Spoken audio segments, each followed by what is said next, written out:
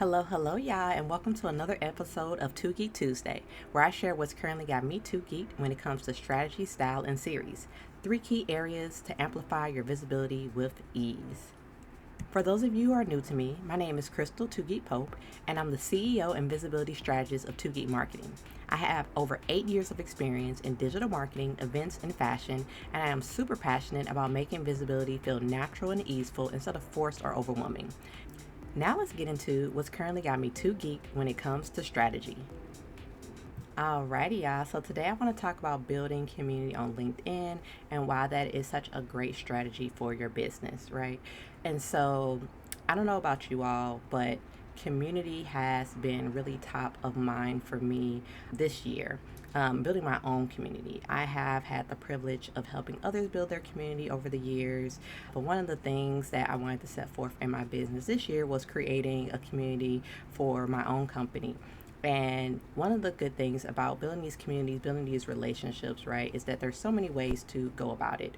One of the ways that I have gone about it is actually creating a community on School. If you want to check it out, you can go to postavideo.com and see what cool stuff we have going on over there.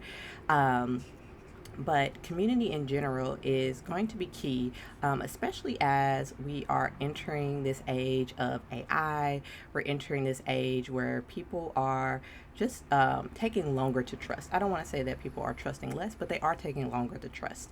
And one of the ways that you can quicken the way that people trust you is to be in community with them, right? And so that's just a little brief tidbit about like why building community is so important. And then the second half of it, LinkedIn, like why build community on LinkedIn? Personally, I love building community on LinkedIn because it really gets me in contact with other business owners as well as other decision makers, right?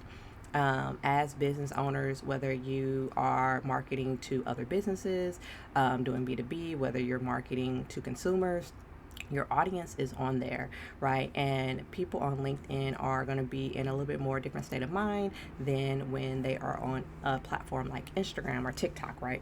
And so I found LinkedIn to be such a great way to build relationships. And so I want to share some of the ways that I am building community and relationships on LinkedIn to hopefully help you with your business as well and your visibility, of course. So one of my favorite ways to really build connection and community on LinkedIn is having people DM me as a CTA or call to action, right? So I work with a lot of holistic healers and coaches, a lot of people in the wellness industry, and a lot of times they are talking about sensitive topics, right? These are things that could be a little bit more intimate, whether that is dealing with their healing, whether it's dealing with challenges around mental health, or maybe it's, just challenges around, it could be something as simple as like skincare, right? Maybe they're having some challenges with their routine or with how their skin feels or looks, right?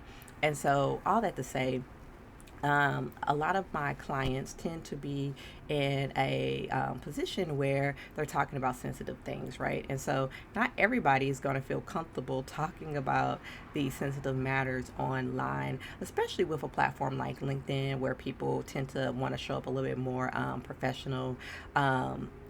In the sense, right?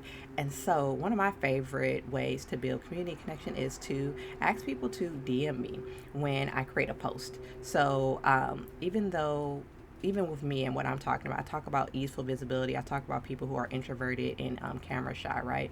And so maybe not everyone wants to admit to everyone that they, identify as an introvert or are feeling camera shy or just having challenges marketing their business, right? And so what I like to do is give people an option. I let them know, like, hey, if I ask a question, if I'm asking for some type of engagement, I let them know, like, hey, you can answer in the comments, but you can also just send me a DM and talk to me, right? And I have found this to be so valuable. There have been times where I was really getting like crickets. I would ask different things. I know it was things that my audience cared about. Know it was things that we were talking about in real life, right? And so I'm like, okay, why isn't this translating online? And then as soon as it dawned on me, it was like, oh yeah, people probably don't necessarily want to talk about this in public. I went ahead and asked people to DM me as well. So giving them, there are some people who don't mind sharing and want to share with others, and that's awesome. And it's great for, getting your posts out further to the algorithm and all that good jazz. However, I am really, as a business owner, more concerned about less vanity metrics and more about true connections. And so I had, after I asked people to DM me, people started DMing me, right? And that was really awesome because one, I saw the people who were really interested in what I had to say and what I was doing, because that's an extra step to like DM someone, right? You're like inviting more conversation if you send someone a DM. So if people don't want to talk to you, then they're most likely not going to send you a DM. So that is really good as a way to like filter people to see who is really engaged in your audience and who want to possibly take those next steps. And then again, it just really provides people a safe place to be able to talk to you. And it's not always about selling someone, selling an offer, selling a service, selling a product.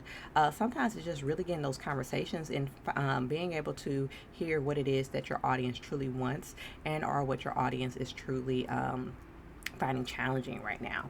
And so this is a really good tool to use. And yeah, I hope you will try it out and like it as well. And so another way that I like to build community on LinkedIn is through LinkedIn events. And so with LinkedIn events, there's a couple different ways that you can approach LinkedIn events. You could do LinkedIn Lives. You can host a LinkedIn event that's for something that is like, excuse me, you can host a LinkedIn event for something that's in person. So let's say you have a retreat or you have a workshop coming up that is going to be in person.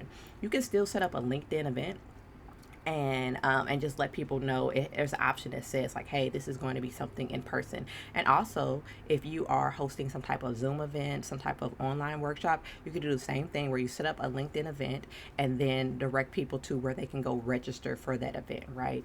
And so you might be wondering like, well, what could be the benefit of doing this? So there's a couple of things. So once you create this event, you want to take it the next step further and actually invite people to it, because LinkedIn is going to push out your event a bit, especially if you're doing like a native LinkedIn Live. Well, I say native, but you have to use a third party in order to go live on LinkedIn. Anybody, if you have any questions about that, go ahead and leave them in the comments and I can make another video about that soon.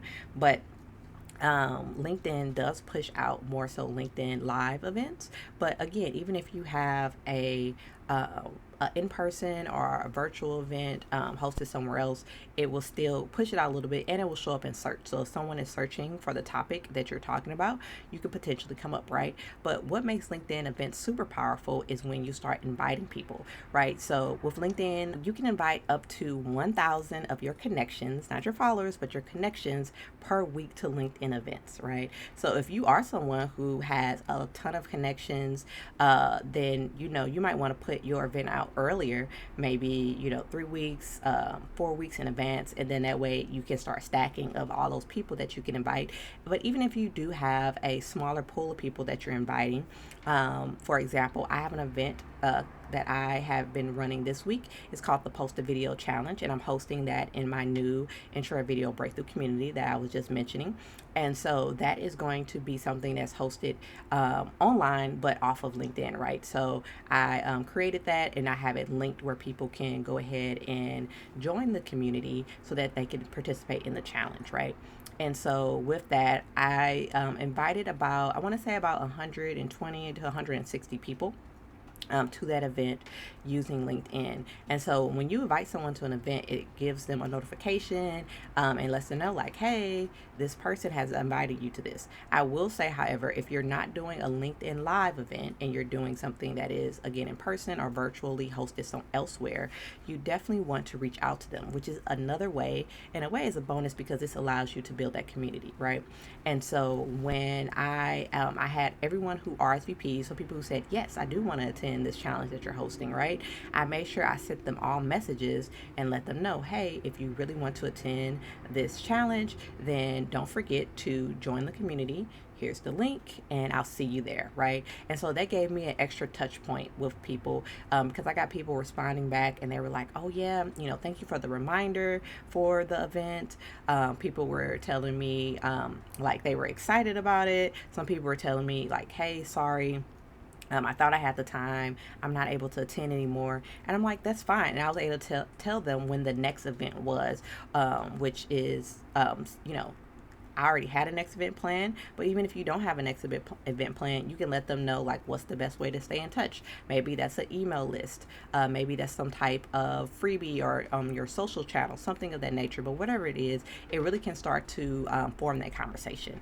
And so that is why LinkedIn events is another great way to build community. And then again, once you get people on those events, right? So whether that's a LinkedIn Live, I have found giving people like a week at least to start inviting people and reminding people that you have an event does wonders. And so by doing that, normally I try to do about 2 weeks in advance, but by doing that, I get people joining my live and then people commenting on that live. And then also when people say that like, hey, yes, I want to go to this event, LinkedIn will tell other people in their network like, hey, this person's attending this event, do you want to attend as well, right? And it also gives them the ability to invite their network too. So LinkedIn events is like such an accelerator for visibility, especially if you have, partners who will also connect you with your network, and just letting people know like, hey, can you share this with people who you also think would be interested, right? And so yeah, so you want to go again beyond that of just creating the event, but you want to actually invite people, and that's really when that snowball gets started. And so those are the two strategies I wanted to share today about building community on LinkedIn. And I want to hear from you about it. So I invite you to take action, and I want to hear about your results. So tag or DM me on LinkedIn at Crystal Too Geek'd. If you end up using any of these strategies, I want to hear about them, I want to see them, and I want to cheer you on. Alrighty. Now let's get into what's currently got me too geeked when it comes to style. All right, so for this section, I want to talk about some ways style can be incorporated in your video content to help you show up more easily. So one of the biggest things that people tend to hesitations that people tend to have when it comes to showing up on video is like what to wear or just how they appear on video in general, right? And so something that I found that people have done that makes it a little bit more simpler for them is having a filming uniform, right? And so this can look like you can do this with your clothes. You can also do this with accessories, right? So I'm currently kind of doing this with accessory. I'm thinking about getting some more like flower crowns and wearing them. I have several already that I tend to use. I have this white one, and then I have a pink one, and I have a cute like blue and purple one that I like to wear. But that can be, a way that I'm constantly like, I'm like, oh, what am I going to do with my hair? Like I can, have some type of head wrap. I can have some type of flower accessory. I can have something like that makes it easier. And then the same thing with clothes, right? You can have I have a signature jacket that I tend to wear for like special occasions or when I'm doing certain videos. It's very bright, it's very me. And so that is something that people can start to recognize me by, right? And then, or maybe I have a friend. Her whole brand revolves around like train stations and being a conductor. She's like the leader, the conductor guiding you right to where you're going. And so we talked about her potentially having some overalls that could be her like uniform for whenever she films, right? And so those are just a couple ways that you can have a filming uniform to make your video filming experience more easeful. But I also wanted to like show you some examples visually so you can get the point a little bit more. You should use these 4 shows to teach your kids about online predators and threats. Alrighty, so I love what Cyber Farida is doing in her videos, and I just had to share. So one of the things that I really like that whenever she creates videos, like this is her uniform. She has these amazing pink bolt earrings. She has the pink top, the glasses, and one of my other favorite things is she has this like flower, this rose type microphone. So this is very like helps people identify, like they start to know and trust and already are able to just talk about you more, right? Like people may sometimes maybe they forget your name, but they may be like, oh yeah, the cybersecurity, girl with the flower mic or with the lightning earrings. So like that can be a way that people can easily identify you and be able to talk about you to others. And it also makes it simpler. So when you're ready to go ahead and take a video, you already know, like, this is what I'm going to put on. And that's one less thing to think about, one less way to get in your head. Now, let's check out another video. I need you to stop explaining things to people who are committed to misunderstanding you. I had a client who had a very powerful question that brought about a very powerful revelation. He said, Doc, I'm struggling because my mom is impossible to communicate with. Alrighty. And step the third is another example of like where he's utilizing accessories. So he typically has on this hat or some version of a knitted, crochet, colorful hat on whenever he does any of his videos, right? And so again, this is both a way to make video more easeful for you, but as well as a way that your audience can start identifying you. You'll be surprised about the things that people pick up on. And so when they are sharing with you, you kind of want to think about like, what are people going to say about you? What are people going to remember about you? And so for him, it is he has this hat or a similar hat that he always tends to wear. And so that is a way that you can utilize accessories in your filming uniform. And next, so let's talk about it. I want you to let me know in the comments below if you would or if you ever have incorporated a uniform when you film. I'm very interested to see how other people potentially leverage this tip. Again, whether you have done it in the past or something that you're thinking about doing, let me know. Like I said, I'm thinking about getting a little bit more flower crowns to mix it up. And that's the other thing too, right? Just like I was saying, like with the hat, like he does have a main hat that he wears, but he also has a couple other varieties that he tends to wear, right? Where Farida, she has a uniform that doesn't change, but you could have something where it is similar and maybe in different colors. There's so many ways that you can take it, but really it's up to you of like how much you want to reduce, but really it's up to you of how much you want to reduce the time it takes, the thinking power it takes for you to create video content, especially when it comes to your style and how you're approaching your appearance. Alrighty, so last but not least, let's get into what's got me currently too geeked when it comes to series. All right, y'all. So I'm gonna share a couple of series that I found that I just really enjoyed, and then we're gonna talk about them.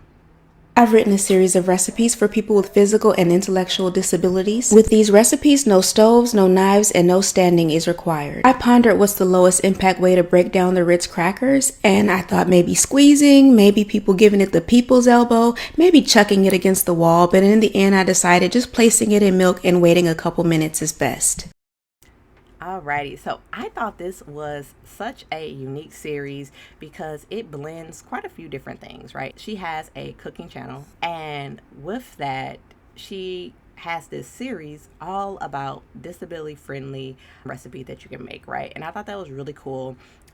She is someone, she talked about different invisible disabilities that she has herself, and so she started to create some of these recipes for herself, and then people really enjoyed them, and so she decided to share them with more people and expand the series. And so those of you who are new to me, I love series, and I'm a big component of them because I believe it really helps get rid of some of that overwhelm when it comes to creating video content, right? Because when you have a series, you have a little bit more focus of like what you're going to talk about. So for this series, again, everything that she's going to talk about is all going to go back to disability friendly recipes, right? And so this is good because like as food creator, and you maybe you're a chef, maybe you're creating all these different things, there's so many directions that you can go, right? And a lot of times we're creatives, we have all these ideas, and we're like, which one should we go with first? And so this can help kind of like focus you while still giving you room for variety, which I really love. But there's also other ways that you can continue to make the series more focused. So it's really up to you. And so Here is the next series that I want to share. I'm a tea sommelier, and welcome to my cold brew tea series, where I make a new cold brew every week this summer. This is a strawberry basil cold brew tea. I have a cold brew tea formula, which is tea plus 1 fruit plus 1 citrus plus 1 herb. Alrighty, so this is the second series that I wanted to share. I think it was really cool, and so this is an example you can't see from here, but in the caption, she talks about it being 11 weeks. So she's doing this series for 11 weeks, and each week she is doing a different type of cold brew tea, right? And so this is an example of a limited time series. So a series, they have such variety. Like you could do something where you're like, hey, I'm just going to do the set number. Maybe it has to do with your framework. Maybe it has to do, like this particular series was based off of summer, and so that's why she chose 11 weeks. Or maybe it's something that you want to do that's ongoing, right? And you keep it open. And it doesn't have to be necessarily like weekly. So the series that I showed before, she doesn't do this. That isn't the only series that she does, and she doesn't do it necessarily weekly. But whenever that she does put out a new video, people can go and look back at the rest of those series, right? Because she has some type of label on it where you know, like, okay, these are the disability friendly recipes. And then the same thing for this series. In the cover, this is on Instagram, so in the cover you can see that this is like the week 1 of the cold brew tea series, and you'll see week 2. So the thing with series is, like, if people, find some content they like on your page, they may go like, okay, this is cool, give it a like, maybe even share with their friends, but they may not even actually go to your main page because they really got what they needed, right? But when you have a series, it invites people to go back. It invites people to, even if it is the first part of a series, right, that makes people more willing to, like, okay, let me save this and or follow this person so I can make sure that I see the next part of the series, right? And then if you're like episodes into the series, maybe you're on the 3rd, 4th, or even second one, that can encourage people to say, hey, let me go back and see like what else that they have in this series, because I really like it, right? And so either way, those are ways that you're getting people to go back onto your page and increasing your visibility that way, and your engagement, because it really draws people in. So that's just some of the reasons that I just love video series, and I wanted to share some ideas that were inspiring me and hopefully inspire you as well. Speaking of feeling inspired, let me know in the comments if you have a new series idea after watching this. I would love to hear about it, and love to help you. If you have an idea and you're not quite sure how to bring it to life, leave that in the comments. Let me know what you found useful from this episode, and any questions that you have so I can incorporate them into upcoming episodes. All right, y'all, that's all I have for today. Until next time, stay geeked and fabulous, and let's stay connected. You can follow me at Crystal Too Geek'd on LinkedIn, Instagram, and here on YouTube. Talk to you soon.